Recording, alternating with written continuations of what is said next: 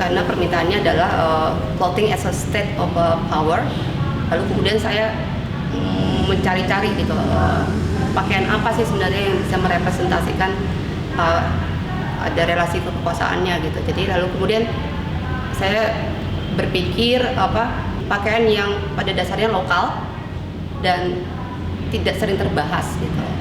Karena itu juga bagian dari cara saya bekerja gitu.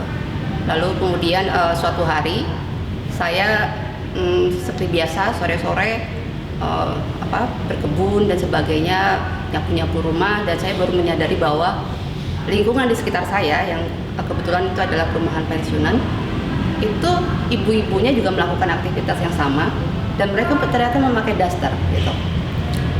Sementara saya tidak, tentu saja.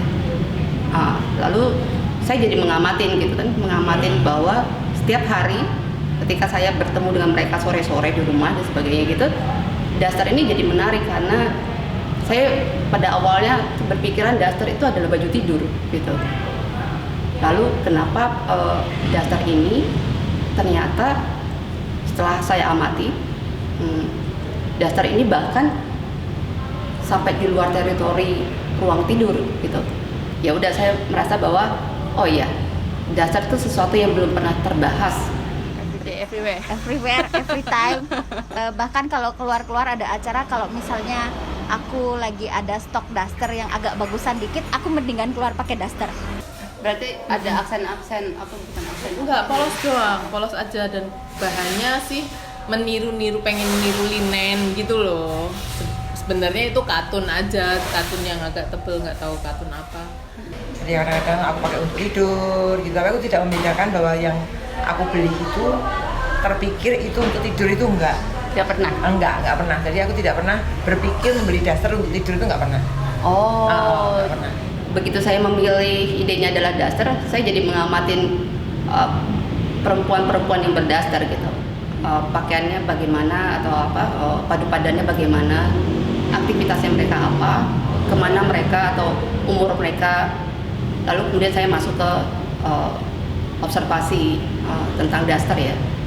Dari hasil yang saya temui, daster itu emang modifikasi dari jubah yang dipakai untuk aktivitas luar. Jadi itu untuk outer gitu, untuk menutupi dari debu gitu, seperti itu. Lalu kemudian ada modifikasi jubah itu kemudian dipakai oleh perempuan, sehingga modelnya jadi berubah juga, disesuaikan dengan bentuk tubuh. Lalu kemudian jubah ini begitu perempuan yang pakai, ada yang untuk keluar, tapi juga ada untuk night gown gitu. Jadi night gown itu jubah yang dipakai di dalamnya lingerie gitu, pakaian dalam untuk tidur, night gown gitu. Jadi dia akan informal gitu. Jadi memang batasan ruangnya adalah rumah. Jadi perempuan dan rumah itu adalah dengan jubah itu.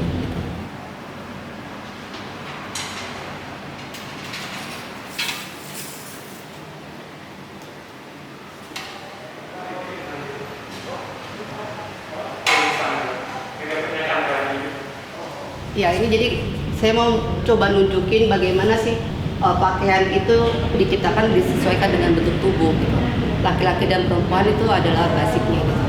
Nah, kalau daster itu kemudian banyak temuan yang saya temuin, karena perubahannya tuh daster tuh tidak hanya sebagai baju tidur ya, terus kemudian dia menjadi baju rumah, home dress, lalu kemudian dia menjadi pakaian keluar, outfit gitu. Karena kemudian pola-polanya berbeda. Nah, saya coba mau nunjukin aja sih sebenarnya apa sih ruang-ruangnya gitu, ruang aman dan sebagainya. Karena ini akan ada hubungannya dengan rasa aman ya bagi perempuan gitu. Kenapa dia memilih daster? Apakah memang memunculkan sisi keibuan itu adalah karena rasa aman gitu? Sebenarnya ini karyanya memang belum masuk ke karya ya. Ini masih saya mau masih mencoba untuk merepresentasikan hasil temuan-temuan gitu dan ditampilkan dengan cukup artistik gitu misalnya gitu. Jadi pada awalnya sih saya mau membuat infografik gitu tentang daster gitu. Bagaimana sih perubahan daster itu. Jadi pada dasarnya nanti ya info terakhirnya itu adalah infografik gitu, bukan dalam bentuk karya yang apa dipajang, tapi itu tersebar luas gitu misalnya.